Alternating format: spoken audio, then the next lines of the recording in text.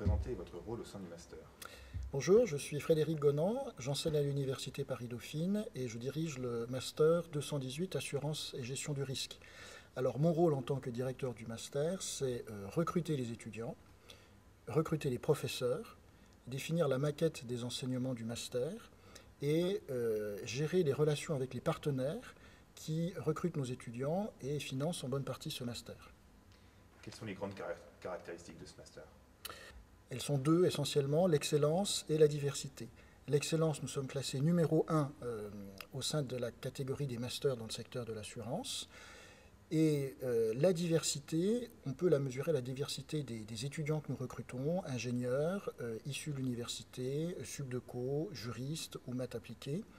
Et diversité aussi dans les débouchés de ce master, compagnie d'assurance, compagnie de réassurance, industrie, courtier, banque, conseil, audit. Pouvez-vous nous présenter la formation du Master 218, Assurance et Gestion du risque? Oui, c'est une formation qui est donc professionnalisante. Il y a une trentaine d'enseignements qui sont délivrés par des enseignants soit universitaires, soit issus du monde professionnel et des entreprises. Ces enseignements s'étalent dans l'année du mois de septembre jusqu'à la fin du mois de mars. Et à partir du mois d'avril, les étudiants font un stage de 6 mois dans une entreprise avant de rejoindre définitivement le monde du travail.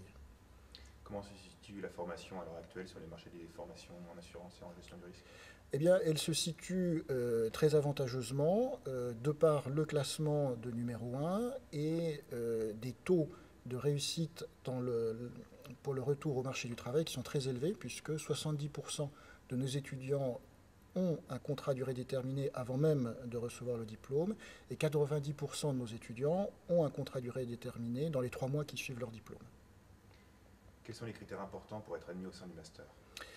D'abord l'excellence académique, c'est bien le moins. On a beaucoup de candidats et donc il y a une concurrence assez sévère entre les candidats pour rejoindre ce master qui est très demandé. Donc on demande un bon parcours académique, mais ce n'est pas suffisant. Ce qui est important, ce à quoi on attache beaucoup d'importance, c'est la personnalité. On ne souhaite pas avoir que des bêtes à concours, on souhaite aussi avoir des personnalités riches qui élèvent le niveau autour d'elles, qui ont fait montre d'un certain altruisme ou esprit d'équipe ou curiosité pour le monde qui les environne dans leurs années antérieures. Et c'est quelque chose que nous regardons dans le dossier et lors de l'entretien de recrutement.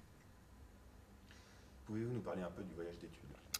Oui, le voyage d'études qui a lieu en février ou en mars consiste à partir avec tous les élèves du master et leurs directeurs pour visiter généralement en Asie une quinzaine d'entreprises du secteur de l'assurance et qui donc exercent leur activité dans un marché en forte croissance.